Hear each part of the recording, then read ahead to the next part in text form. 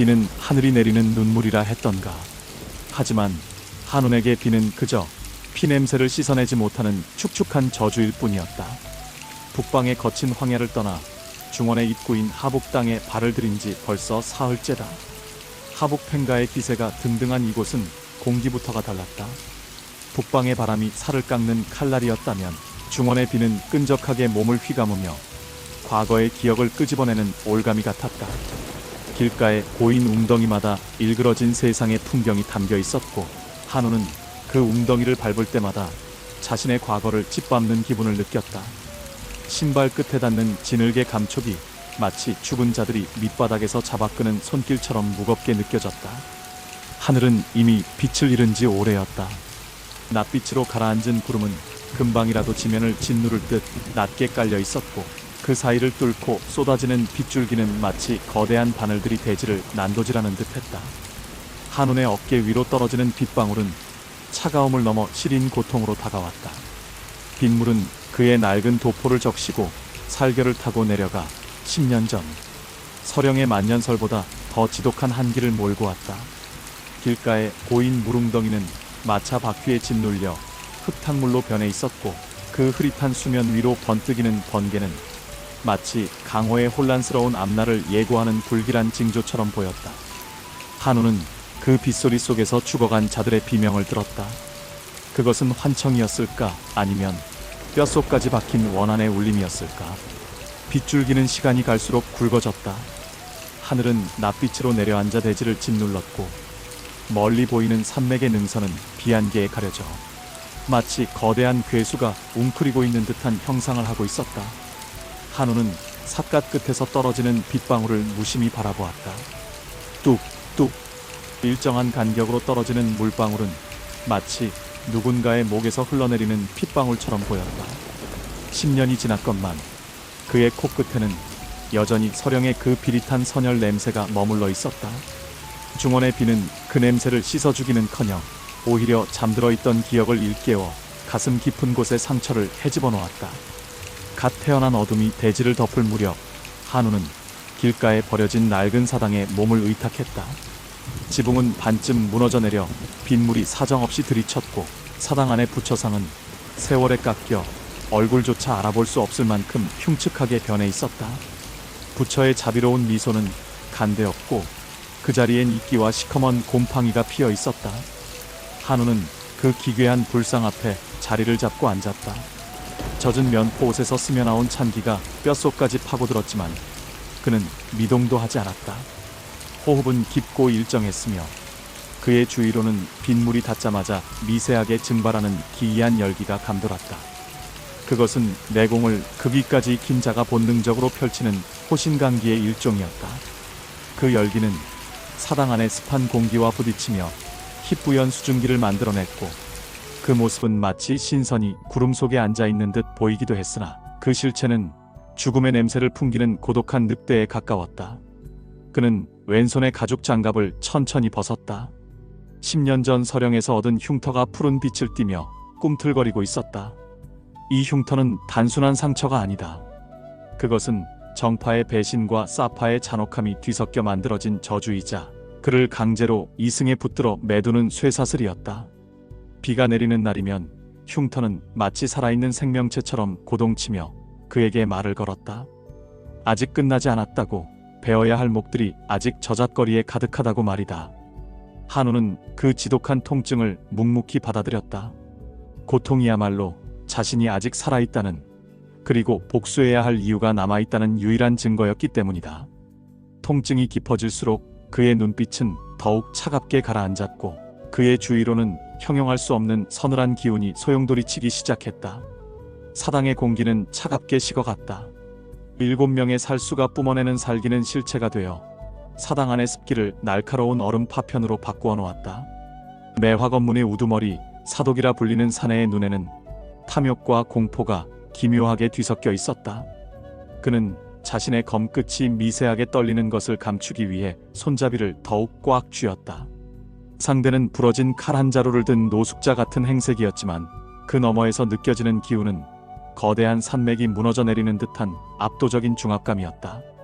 애송이들, 너희의 검에는 향기는 있어도 넋이 없구나. 한운의 한마디는 살수들의 심장을 얼어붙게 만들었다. 그들은 자신들이 사냥꾼이라 믿었으나 사당 안으로 발을 들이는 순간 자신들이 제단 위에 올려진 제물에 불과했음을 본능적으로 깨닫고 있었다. 한우는 10년 전 그날을 떠올렸다. 자신이 믿었던 동료들, 함께 돌을 논하며 형제라 불렀던 자들이 자신의 등 뒤에서 칼을 꽂았던 그 순간을, 명예를 말하던 그들의 눈에 서려 있던 것은 오직 천하제일이라는 이름 뒤에 숨겨진 추악한 탐욕이었다.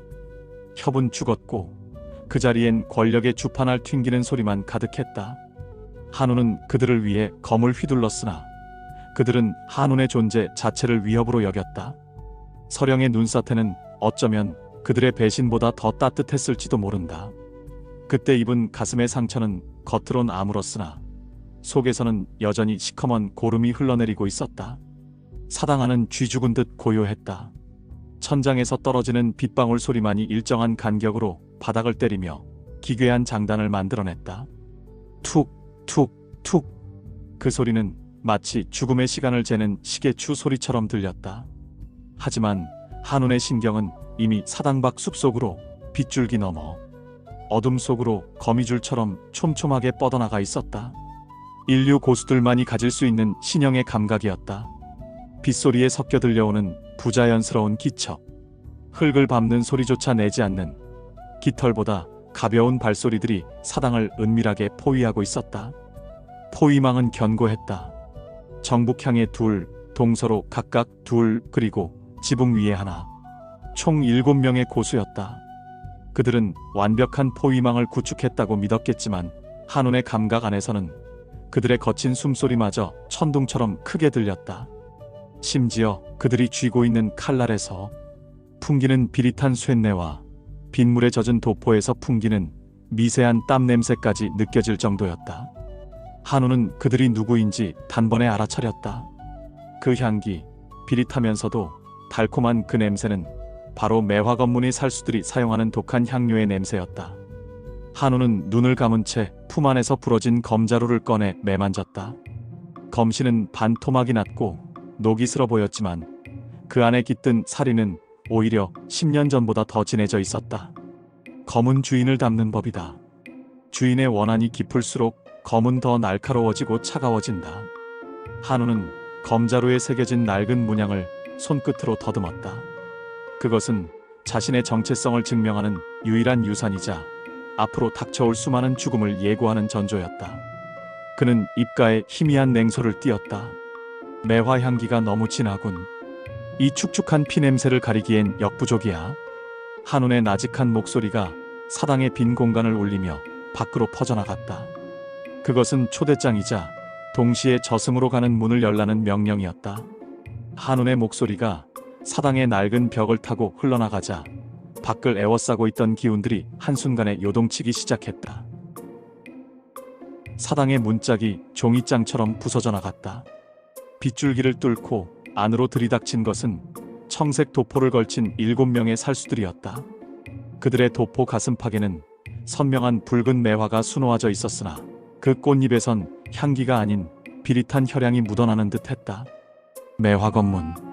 하북 일대에서 가장 악명 높은 살수 집단이자 남궁세가의 숨은 칼 노릇을 하던 자들이었다. 그들은 10년 전에도 한운을 죽이기 위해 서령으로 향했던 자들의 후예이기도 했다. 그들이 검을 뽑아들자 사당하는 서슬 퍼런 검기로 가득 찼다. 7자루의 칼날에서 뿜어져 나오는 푸르스름한 기운은 사당 안의 습기를 얼려버릴 듯 차가웠다. 우두머리로 보이는 사내가 앞으로 나섰다. 그의 눈은 뱀처럼 차가웠고 검끝은 한운의 심장을 정확히 겨누고 있었다. 한운. 10년 전 서령의 눈더미 속에 파묻혔어야 할 귀신이 감히 중원 땅을 밟다니. 너를 살려보내는 것은 우리 매화검문의 수치이자 남궁세가에 대한 배신이다. 순순히 목을 내놓는다면 시신만은 온전히 고향으로 보내주마. 이것이 우리가 시체에게 베푸는 마지막 예우다. 한우는 대답 대신 천천히 자리에서 일어났다. 그가 몸을 일으키자 바닥에 쌓였던 먼지와 곰팡이가 거대한 기류에 휘말려 소용돌이 쳤다. 그의 발걸음이 옮겨질 때마다 낡은 목조 바닥이 비명을 질렀고 사당 안의 공기는 숨을 쉬기 힘들 만큼 압착되었다. 그것은 내공을 극위까지 익힌 고수만이 내뿜을 수 있는 절대 공간의 발현이었다. 매화 건문이라. 10년 전에는 정파의 발치에서 꼬리나 흔들던 삼류놈들이 제법 컸군. 하지만 주인을 무는 개는 매가 약인 법이지.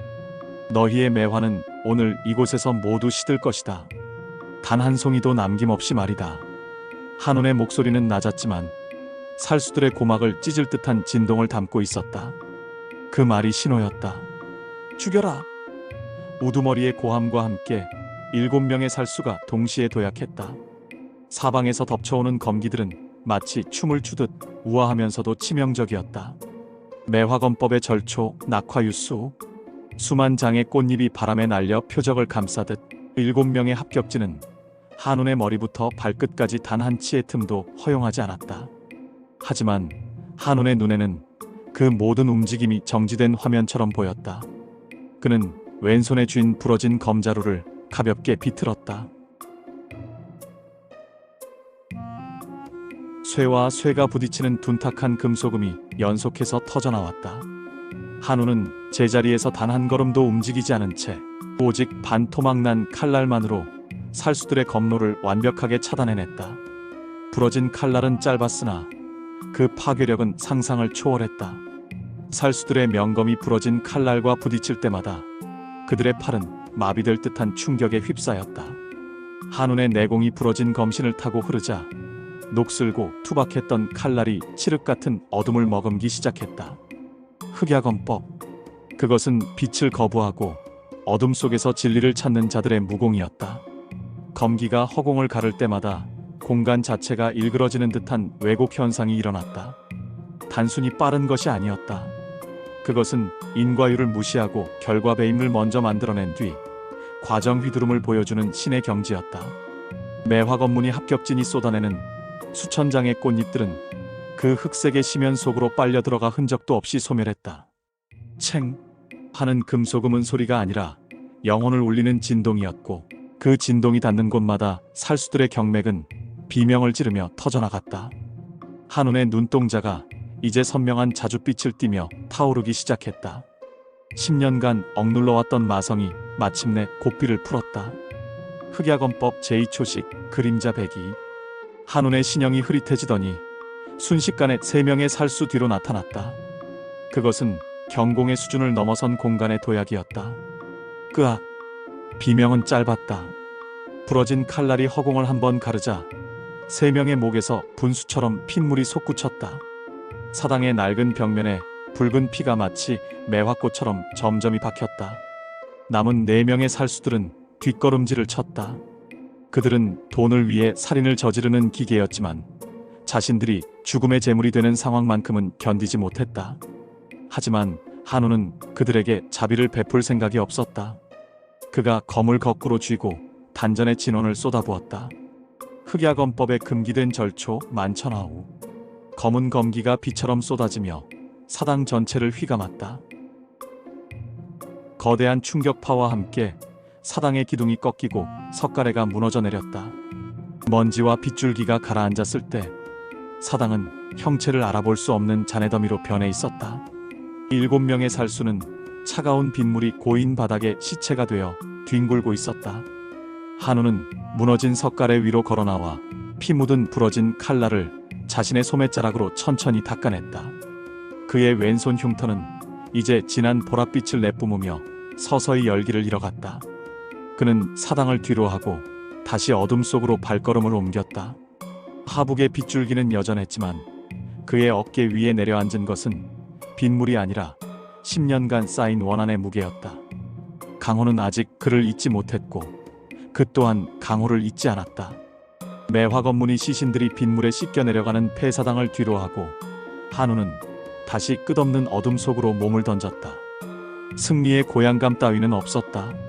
그에게 살인이란 그저 지워야 할 얼룩을 지우는 행위이자 숨을 쉬기 위해 거쳐야 하는 고통스러운 의식일 뿐이었다. 하지만 그가 사당을 떠난 지 채 반시진도 지나지 않았을 때 대기를 가르는 날카로운 파공음이 들려왔다. 이번에는 살수들의 조심스러운 발소리가 아니었다. 당당하고도 묵직한 정종무공의 길을 머금은 말발굽 소리였다. 남궁세가의 정에 추격돼 청사되었다. 그들은 살수들을 앞세워 한운의 힘을 뺀 뒤 결정적인 순간에 나타나 공을 가로채려 했던 것이다. 12명의 기마무사가 한운의 앞길을 막아섰다. 그들이 든 횃불은 거센 비바람 속에서도 꺼지지 않은 채 불길을 내뿜었고 그 불빛은 한운의 지친 그림자를 길게 늘어뜨렸다. 기마대의 중앙에서 화려한 청색 갑주를 입은 장수 하나가 천천히 말을 몰아 앞으로 나왔다. 남궁세가의 차세대 고수로 명성이 자자한 남궁훈이었다. 과연 전설의 검언답군.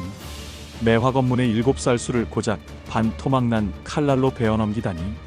남궁훈의 목소리에는 조롱과 경계가 동시에 서려 있었다. 하지만 한운, 내 놈의 운은 여기까지다.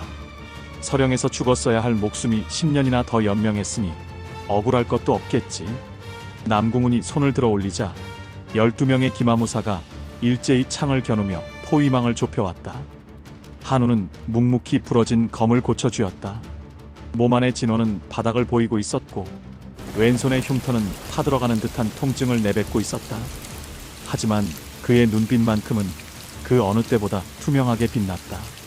죽음을 마주한 순간에만 찾아오는 기이한 평온함이었다. 바로 그때였다.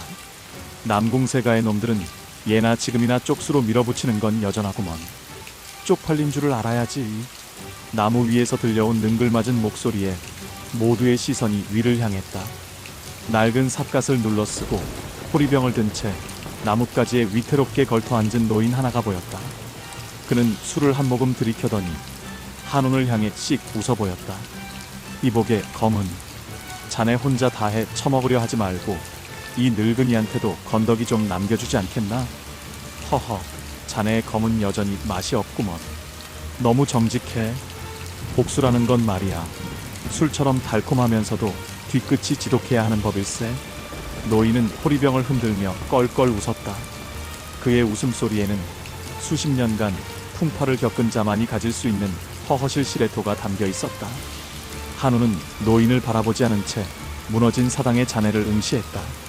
맛을 따지기엔 내 칼날이 너무 차갑습니다, 노사. 한운의 짧은 대답에 노인은 술 한 모금을 크게 들이켜고는 하늘을 향해 내뿜었다. 차갑기에 더 뜨겁게 탈 수 있는 게지. 자, 이제 이 비린내 나는 곳을 떠나세나. 하북의 술맛이 예전만 못하다지만 자네와 함께라면 꽤 괜찮은 안주가 생길 것 같으니 말이야. 남궁훈의 얼굴이 험악하게 일그러졌다. 어떤 놈이냐? 감히 남궁세가의 일에 끼어들다니. 하지만 노인은 아랑곳하지 않고 가볍게 땅으로 내려앉았다. 그가 발을 딛는 순간 사방으로 퍼져나가는 강력한 진각의 기운에 기마대의 말들이 놀라 앞발을 들며 요동쳤다. 노인은 허름한 옷차림과는 달리 범접할 수 없는 고수의 길을 풍기고 있었다. 한우는 직감했다. 이 노인은 10년 전 자신이 구해주었던 작은 문파의 생존자이자 세상을 등지고 살아가는 취중선이네. 노인은 한운의 옆에 서서 부러진 검을 힐끗 보더니 혀를 찼다. 쯧쯧, 명검 흑야가 이 꼴이 되다니. 주인 잘못 만나 고생이 많구나. 하지만 걱정 말게. 부러진 검이라도 주인이 누구냐에 따라 천하를 떨게 할 수 있으니. 노인의 등장은 전장의 흐름을 완전히 바꿔놓았다. 한운과 취중선 두 사람의 기운이 합쳐지자 남궁세가의 정예병들조차 본능적인 두려움을 느끼며 주춤거렸다. 빗줄기는 여전히 거셌지만 이제 전장은 차가운 사리가 아닌 뜨거운 투기로 끓어오르기 시작했다. 가자, 한운. 자네가 베지 못한 나머지 반쪽짜리 세상을 오늘같이 베어 넘겨보세나. 노인의 외침과 함께 한운의 부러진 검이 흑색의 검기를 내뿜으며 공명을 시작했다. 10년간 홀로 걷던 고독한 길 위에 처음으로 동료라는 이름의 그림자가 드리워진 순간이었다. 하북의 거친 빗줄기 속에서 복수의 서막은 이제 연대의 불꽃으로 번져나가고 있었다.